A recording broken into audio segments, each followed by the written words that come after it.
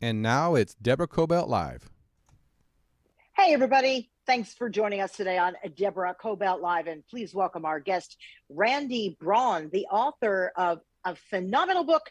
You must pick it up, Something Major, the new playbook for women at work. Check out that not just the title, but check out the graphic on there, right? The X and O. And it might be a little different than what you're thinking of, ladies and gentlemen. So we'll talk about that too. Randi is also a certified executive coach and CEO of the women's leadership firm Something Major, which is also in her title of the book. Thanks so much for joining us, Randi. Oh, Deborah, thank you so much for having me. I'm so excited to spend this time with you. Oh, it was wonderful. So, talk to me about the new playbook because notice it says new. How have things changed in the work world for women? Let's just say when I started out, let's just call me over 40 and leave it there. And for younger people, yeah, and for younger people starting out who are millennials, Gen Z, because this is important for all of us because so many of my friends whose kids are a little older, they're getting right back into it. So, this is a broad topic. Take it away. Well, speaking of kids, I have a sick 4-year-old, so I would say Yeah. there's a 50-50 chance that you'll get a second guest appearing on your show today, Deborah. Um, Mm. so here's the thing about the playbook is that, I was talking to this woman before I ever wrote the book, and she just confessed to me, speaking of X's and O's, she said, I just have no desire. I can't even remember the last time I was in the mood. And she wasn't talking Ooh. about that thing. Oh. She was talking about her passion for work. And what used Oh. to feel kind of hot and exciting and spicy was meh at best. And she had, Hmm. Deborah, what I call a case of low work libido. And she had played by all these rules of doing everything right for all these years, right? Like got all the mentors and sponsors, went to Harvard for graduate school. She's in this apex moment and was left with this bad case of low work libido. And there's no little blue pill for that. And so I Yeah. realized, I was like, wait, there are so many women just like her who are playing by all the rules we've been taught to play by, and there still aren't enough of us in leadership. We're still leading the workforce. We're burnt out. So I decided that we need to write a new playbook. It's not about playing by my rules or your rules, Deborah. It's about empowering women to look at 10 core competencies across their work life where you can feel empowered to write the rules that work for you.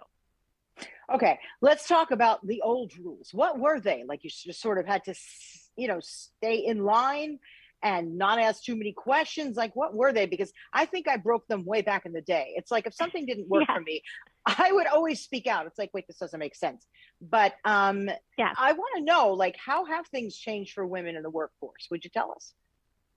Absolutely. I feel like a lot of women were told a story of like, show up, do hard work, keep your nose to the grindstone, be humble, let your accomplishments speak for themselves. And that has, some of that has been good advice. Like, we need to work hard. Yeah. You want to be humble, but you can't let your humility come at the expense of letting the world know about your incredible accomplishments. I think that we've also had a narrative that a lot of us have internalized that anything less than perfection is failure. And so, what this new playbook is really about is about looking at wait, how can we make more space to know that we can be more successful, more creative, more impactful when we make room to safely create room to be imperfect? Or how can we still be successful in our relationships while also owning our message at work so that we're getting the credit and the compensation and the promotions for the incredible work that we're doing? Hmm. So, talk to me about what are some of those steps that we need to be taking. I mean, for example, in chapter one, you talk about ditching perfection. Let's face it, so many of us have to do it just perfectly, right? You got the sick kid at home and you want to make sure that this interview is perfect, but how can you when, the kid might come knocking at the door? What would you do in that case, right? Would you just ditch it and say, hey, look, you know what will be, which basically you did at the beginning of our interview and you set it up and you said, this might happen and it's okay, right? Well, Deborah, if I could just, before we talk about perfectionism, this is actually like the new playbook in action. It's about Mm. defining your own metrics of success. And I will Yeah. tell you, you know how I'm going to know that this interview is a success? The last time I did live when I had sick kids, Yeah. somebody ran into my office saying, Mommy, I just vomited. And let me tell you something. Um, the interview was over, but I handled Really? it. I handled it very gracefully. We only had a few minutes left. But that was a moment I was like, I'm not going to let my kids sit in their own sick for No. for 10 minutes while I finish an interview. So, I mean, here's the thing about perfectionism is that what concerns me is that I hear too many women tell themselves a version of this story, which is, I'm really hard on myself, but it's what makes me so successful. That's an example of a myth from the old playbook. That is just not true. We want to have high standards, Deborah. You got to where you are through your high standards. You don't get to be that successful by, just dialing it in. But at the same time, what we have to be careful about is there are too many women out there who, in their perfectionistic, overachieving fear of failure, they operate from a place of minimizing failure instead of maximizing success. And our impact, our creativity, our earning potential, our fulfillment lives in that delta. And so we need to start to think about what are the costs of our perfectionism. Where are we getting trapped by the shoulds? As one of my clients says, Deborah, I've got to stop shoulding all over myself. Yeah. Let me ask you this. Clothing, right? I mean, we go into a workplace, whatever it is, a PR firm, whatever, news station, and you look at some people and, they may be dressed with like super short skirts, super whatever. Those then have the proper business suit. Does any of that still matter? Or should we just show up in whatever we decide we're comfortable in, Yeah, I think that there's a fine line. I love that you asked me about this because I was just asked the other day about how we dress for work. And I think that how we dress for work has such incredible signal value for our branding and what we want to convey.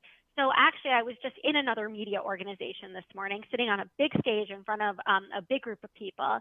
And what I conveyed on that stage was I was wearing a very tailored set of pants and a blazer, but I wore these like incredible rainbow hoop earrings and these hot pink shoes.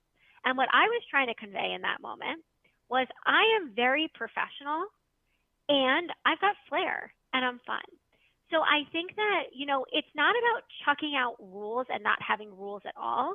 But what it's about is about thinking about whether it's the way that we dress or we comport ourselves, figuring out how we can be ourselves in a way where we're not like oversharing and in a way where we're not over censoring.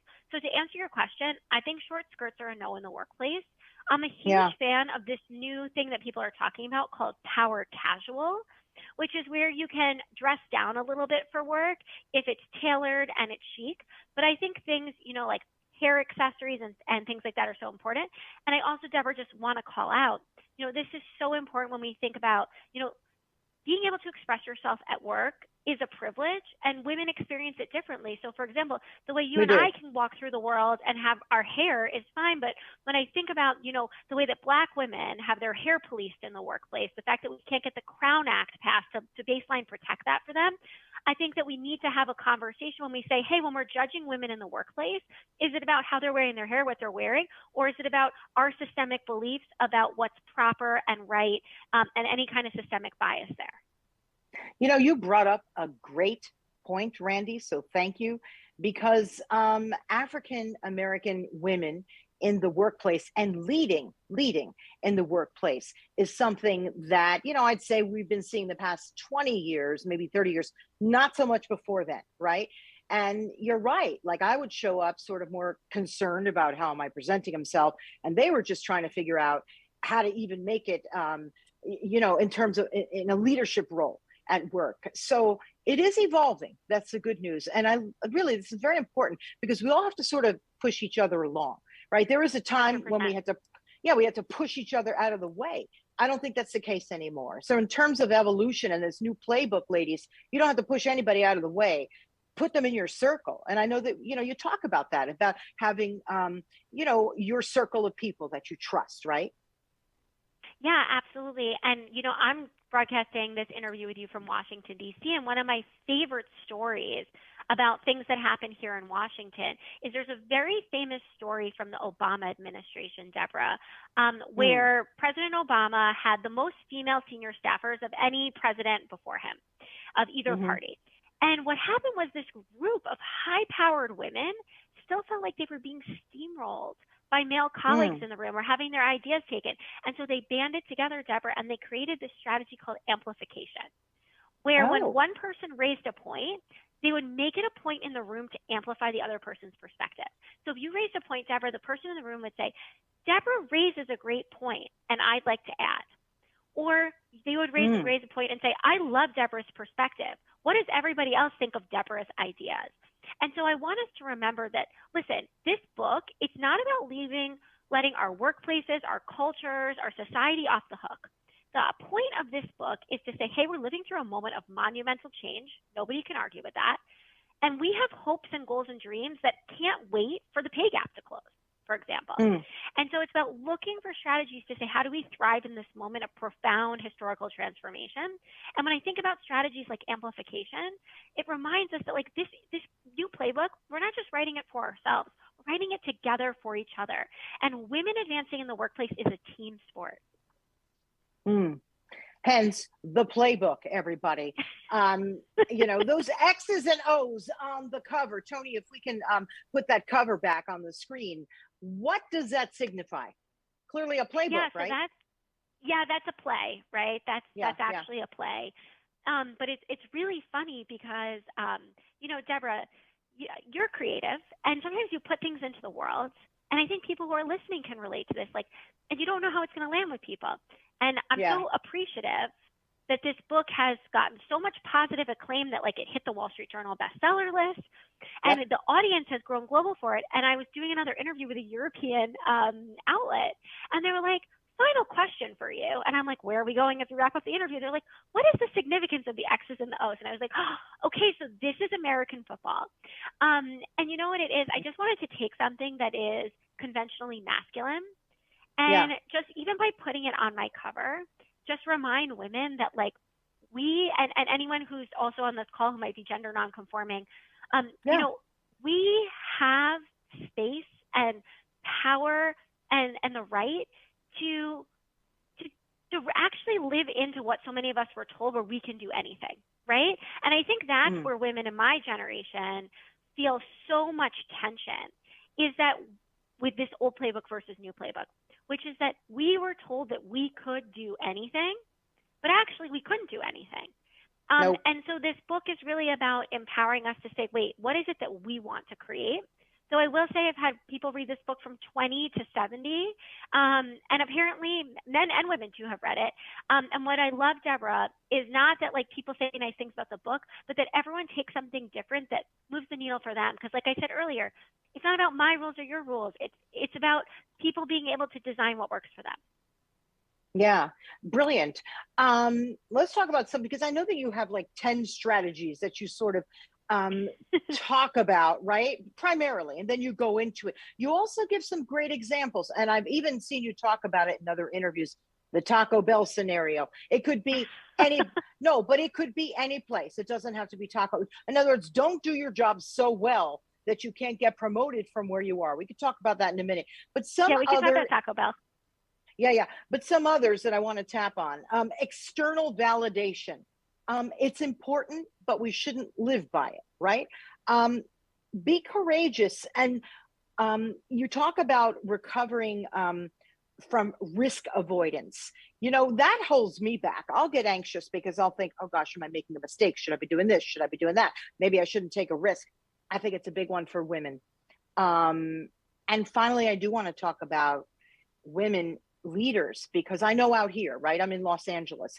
There's still not a lot of women who are directors, who are sort of leading the charge in our industry, in the film industry. It might be different in other areas. I don't know. So can you address that as well? I went all over the place, but I just want you to know we can incorporate all this in our discussion. Yeah, and what you mentioned about Hollywood is it's actually such a bellwether.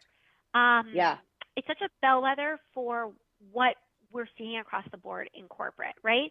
Because we saw the first ever Asian American woman win Best Actress, which was incredible, and her performance is extraordinary if you have not seen the film. But we also know that women directors were completely snubbed from nominations this year, and Black women got basically nothing from nominators, right? Yeah. But all the press was about Michelle Yeoh, right? And that's important. We should celebrate her win. and I actually write about this in the introduction, we need to be able to basically walk and chew gum at the same time, and be able to say, hey, women are advancing in certain ways, but let's not let the media hype and frenzy distract us from the fact that we're not there yet. And I think that's a really important paradigm. You mentioned the story about the Taco Bell. I'm so amused that people love this story so much. I love this story. It's a great one. But basically, Deborah, my friend Michelle, in the summer of 1990, she had this incredible internship in New York City to pay the bills for her college tuition. Company goes under. Internship is gone. The degree is not going to pay for itself at Wellesley. And so what does she do? She's scrappy. She gets on the road, drives into the Taco Bell on exit 46 in Parsippany, New Jersey, and she gets a summer gig working Taco Bell. And, they haze her basically the first day. And they're like, wow, newbie, you have to clean the bathroom at closing time, prove yourself. And she was like, well, I'm a perfectionist. I'm going to make it great. And she made that bathroom sparkle so much that she got stuck cleaning the bathroom the entire summer.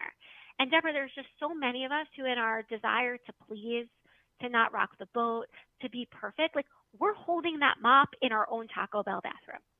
And so my greatest hope is that women will find strategies in this book to ditch their perfectionism and untether from external validation and learn how to crack the code on that self-doubt.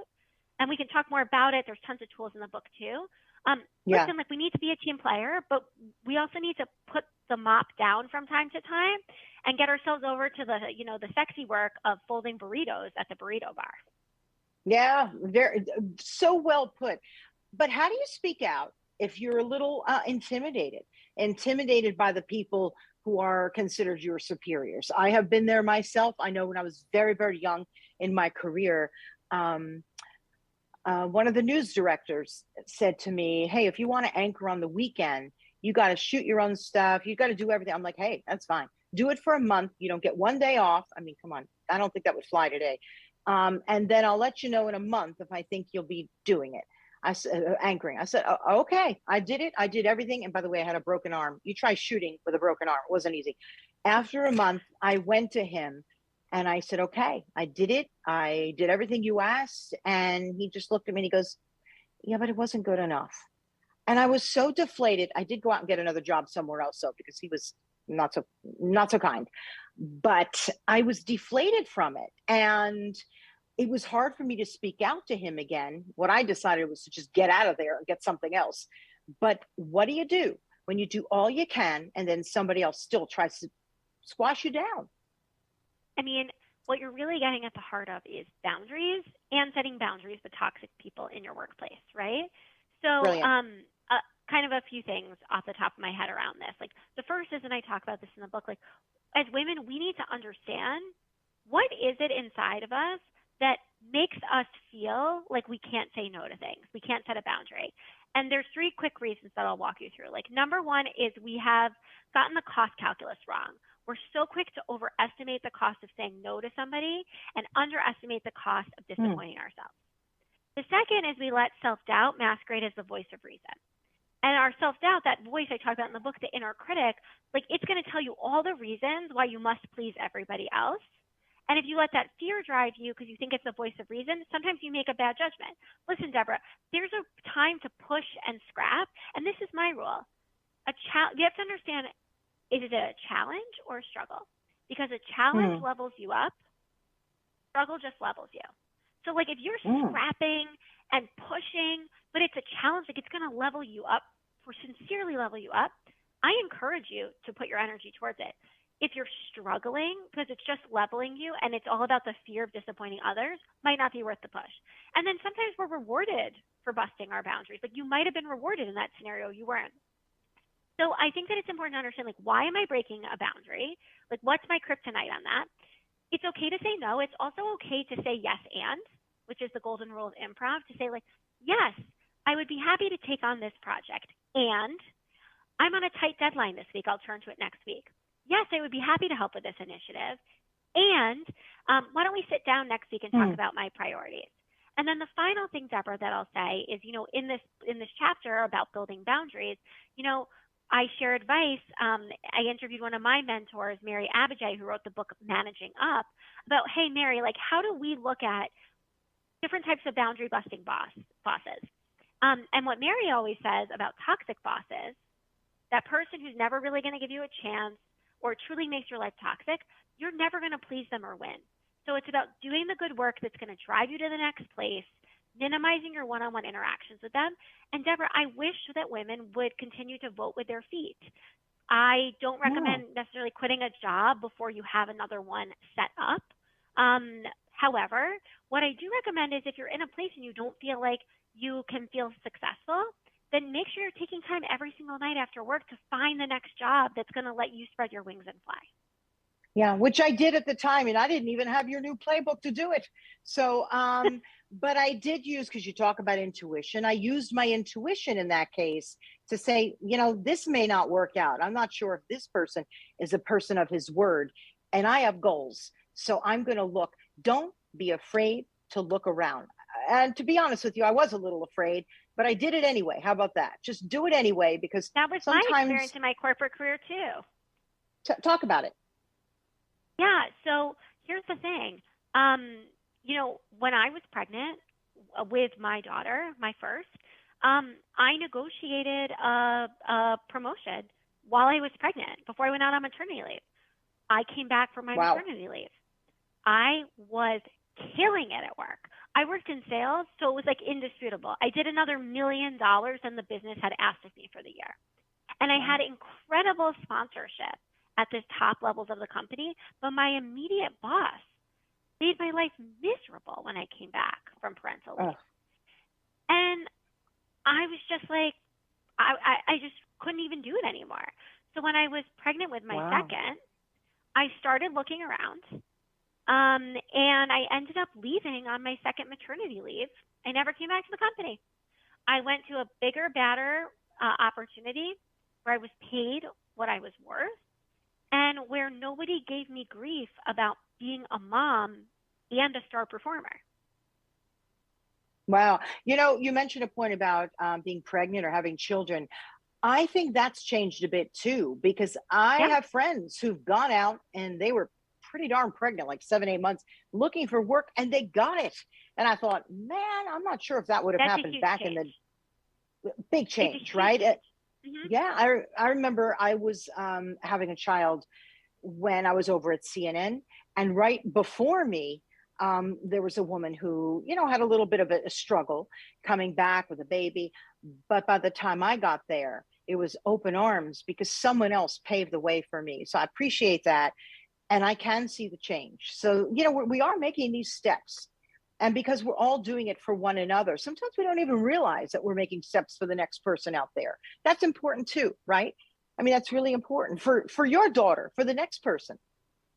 And I wish women would talk more about these things and talk more about money and talk more about the tough conversations that they're having.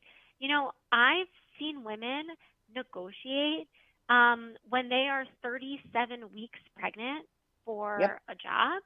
I really think that we forget that everything, even now more than ever, is completely negotiable.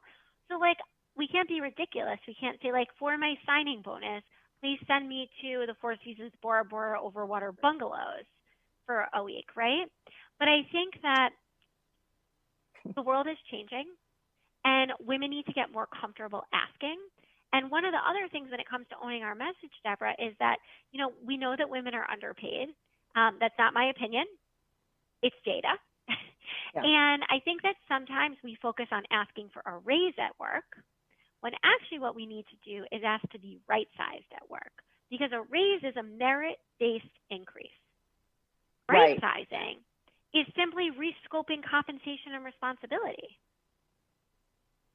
Well, how do you know if you're getting the same pay that someone next to you is getting who is doing equal work? That's really hard to quantify, right? Is it really equal work? To be honest with you, I mean, who knows? But how do you judge that? I mean, you can't just go knock on the door and say, well, what's he getting paid or what's she getting paid? How do you do that so the playing field becomes more even? I wish I remembered the exact number off the top of my head. I think it's something like 70% of women who learn that they're being underpaid compared to a male colleague learn about it by mistake. And by mistake means someone let something slip 2 beers into a happy hour, or in my case, when I learned I was being underpaid in a job, someone copied me on an email instead of copying someone in finance whose name also started with an R. And so what had happened, Deborah, was I had advocated in this year where I completely overperformed, that I just mentioned after I came back from maternity leave. I had actually advocated for a raise for a member of my team, not even for myself.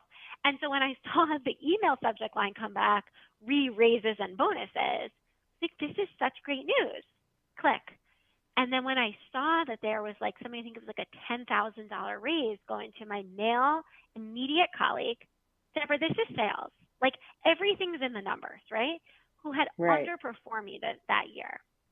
I felt like I was like, that for me was the final straw, right? That's when I started to know that I was going to start looking around, because I was pregnant already again at the time. And so I really think that it's important to, when you're sitting down to have that conversation with your boss, to talk about, again, what's the value you bring to the company. And here's the thing, like what businesses really care about, whether you work in sales or you work in product or you're a writer, is how do you make money for this business, or how do you actively save money for this business? And then to also, you're entitled to ask questions, right? Like at your performance review when you get a raise, or your boss is talking about your compensation, I think it's totally fair to say, hey, can you help me understand, like, do we have set pay bands here? You know, like, can you help me understand, like, how this number, you know, was determined, or where I stand against my peers? And then I'm a huge fan of open source data to the extent that we can find it on places like Glassdoor. And finally, Deborah, to your point, like, the best way to find out what you're worth is to look around. And the best answer to what do you want to make in this job, because this is how women get stuck in low salaries again and again and again, is to say back to them, Deborah, in my opinion, there's only one answer to that question, which is, I imagine that you have a range of compensation budgeted for this role. Can you please share what is budgeted for this role? And I will let you know if that is within my ballpark. No, I don't know about you, Deborah. You worked in corporate. Did you ever hire someone on your team or put out a job rec without knowing what budget you were allocating to that role? No, to be honest with you, no. And you don't want to ask me. I tend to be the opposite. I'd rather give somebody a little extra because I know what it feels like on the other end. To receive less. And I'm one of those people. If you work for me, this is what you'll get, right? I mean, I prefer to just put out a little extra because I think, why not? I feel like the person needs it. I realize that may not be the best for one's bottom line, but it's only a little bit of difference in the bottom line, and I'd rather be fair to that person. It would be nice. And you know what's bad for the bottom line? People leaving. People leaving. And people feeling miserable and that they're not appreciated. That's a big one for me. I mean, I say that all the time about our world, right? I mean, couldn't we have a little less mega billionaires and spread it a little bit more? It's okay, you can keep your billions, but just how much do we need? Like, it's okay to just give somebody a little more and you'll take a little less. But that's my philosophy, as long as they're doing the work. Let me ask you about going out on your own, right? People who just say, you know what? I think I've learned enough. I've done enough. I want to go out on my own. That's scary right there. What advice would you give to people about that? So what advice I would give to people about that is that one of the things I'm seeing, Deborah, is that the data shows that we know that women have been leaving the workforce in larger numbers. Now they're also becoming the fastest growing segment in entrepreneurship, especially working moms. So my biggest piece of advice I want to give is this. Go out on your own because you want to go out on your own, not because you're burnt out. I'm seeing too many people who think that they're burnt out on corporate life, and that's why they want to go out on their own. Being an entrepreneur is hard. It's also incredibly rewarding. And so check yourself. Wait, am I going out on my own because I want to actually build something of my own, or I'm burnt out? Because if you're going because you're burnt out, you're just going to burn out again. Number two is you've got to be comfortable talking about money. When you go out on your own, you're responsible for paying your own bills. And this is a place, you know, Deborah, I don't know if you know this, but the pay gap for women in corporate is 82 cents on the dollar. The pay gap for women entrepreneurs compared to other male entrepreneurs is 78 cents on the dollar. And what lives in that delta is so much of the self-censoring that women do.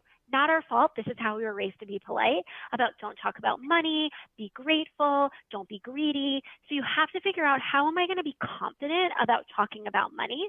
And then the third is, like, you have to be passionate about it, because here's the thing. It just requires another level of scrappiness. So, like, you have to be willing to put in the work, and you have to know when to pull back, because entrepreneurship, you're really at risk of burning out in a different way. So again, don't start because you're burnt out. Get comfortable talking about money, be passionate, and have fun. Like, I work so hard as an entrepreneur, but what I love is that I get to have fun and control my life. So I work a lot, but I also feel like I'm very clear about making sure that I'm creating space for fun. Because if I'm not having fun doing my own thing, Deborah, I can go work for a company where I get a 401k match. Exactly. What's the biggest lesson that you'd like to impart that you've learned, if there is one, on our audience? And finally, do you think we can all have it all? Because, you know, I grew up with, oh, you can have it all, you can have it all. It's like, well, how am I going to do that? I've got 3 kids at home. They're little, all under 5 years old, or I did at the time. And it's like, whoa, how am I figuring this out? Going on a story late at night. It was very hard for me to have it all. So I had to push back. But how do we manage to have it all, or don't we? We just have to make decisions, right? That work. Yeah, I think that the key to having it all, there's a famous Jewish proverb of who is rich? He who is happy with his lot. And I think for me, having it all comes down to gratitude. And I'm almost like hesitant to use that word, because I feel like it's become like almost like a new kale. I know. It's such a buzzword. It's just like, it's like devoid of meaning. It's like we use it all the time, but does anyone know if they even like it or know what it means? I know. And so I can tell you that for me, where I spiral is when I'm like, I should be doing more. I'm hard on myself. And then when I'm at my best, I'm pausing and I'm looking around and I'm feeling grateful. And one of the things I work on in my gratitude, when I think about gratitude, is I try and look for the grateful moments when something goes horribly wrong. And so, like, again, I feel like gratitude is something that has just become like so blah. But I really think that the key to having it all is enjoying the season of life that you're in, and knowing that you can create, like, life, I think, has seasons, right? Like, right now I'm on a book tour. For me, my kids are not getting a level of me that I would probably think of as having it all. But I'm also taking the whole summer off from work, and they're going to get a version of me I could never give them in my day-to-day. And so I think holding ourselves to this static version of what having it all means, instead of feeling grateful and feeling empowered to design my life with the people in it, I think that's really the key. And we spend so much energy striving instead of, like, taking the time and space to evaluate where we are and consciously co-design, not just with ourselves, but with the others in our inner circle, about where we want to go next. So I'm not sure if that's an answer, but it's a perspective. Yes, it is. It's a terrific answer. And you offer tremendous perspective. Okay, greatest lesson learned in 3 words. Life is short. Wow. That is everything. And you're right. Life is short. So ladies, read this book. And gentlemen, ladies and gentlemen, because I think the playbook has changed for all of us. It's changed for the way that men deal with women in the workforce. It's changed for the way that women deal with themselves and men in the workforce, and everyone, all of us in between, right? Different ethnicities, cultures, sexual orientations. This is a great book for everyone. So please pick it up. Something Major, the new playbook for women at work. I know you can pick it up on Amazon, anywhere else. And are you going to be making any talks recently, or can you sort of give a plug out to what you're going to be doing?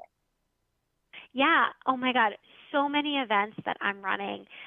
You can find me on somethingmajorcoaching.com to come to any of the free events that I run all the time for women. And you can follow me on social, Randi Braun on LinkedIn, or at Something Major Coaching on Instagram and TikTok, if you just want to keep up with so many of the different events and happenings that we're doing. Beautiful. Thanks so much, Randi. I really enjoyed our conversation. I think you're Thank so you. smart, loving your pink pumps. People, that's for another time. But gosh, your mom, it's wonderful because we're out of time, but I would just like to say briefly, I know your mom had a big impression on you in your life, right? She Yeah. enjoyed her work, and your pink pumps are sort of just your way of just sort of, I don't know, separating yourself. Am I right? And enjoying yourself at work. Is that correct? Yeah, my mom like got excited to go to work every day and like loved dressing up. And for me, pink pumps, I wear them. I wear all sorts of bright things. I just feel like we need to bring more fun to work. And if my pink shoes are my version of that, like everyone has their own version of their pink pumps. And yeah, all those years sitting on my mom's closet floor, she was the only mom in the neighborhood who worked. It made such an impression on me. So to all the moms out there, I want to wish you a happy Mother's Day. To all the people out there who employ them and who are married to them, please continue to support them so that they can carry less mental load that is not theirs to carry at home or theirs to carry at work. That's your job to truly be an ally for working moms. And Deborah, happy Mother's Day to you as well. Happy Mother's Day to you too. And you made it through the interview with a sick child. He didn't come running in. So congratulations. Everybody, thanks so much for listening and watching Deborah Kobylt Live. You can find us on every social media platform, whether it's YouTube, Facebook, Instagram. And then, of course, the audio version is presented on Apple Podcasts, on Amazon, on iHeart. So just put in our name, Deborah Kobylt Live, and, of course, Randi Braun, and you will find our interview. Thanks so much for joining us every day, everybody. And we'll see you next time. Bye-bye.